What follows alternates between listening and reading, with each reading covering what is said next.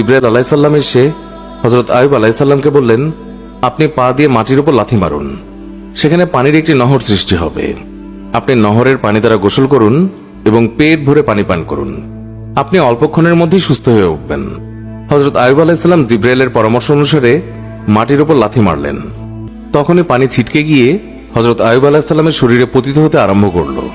আল্লাহ তাআলার এই রহমতের পানি হযরত আইয়ুব আলাইহিস সালামের শরীরের যেখানে লাগলো সেখানে ক্ষত সঙ্গে সঙ্গে ভালো হয়ে নতুন চামড়ায় আবৃত হলো।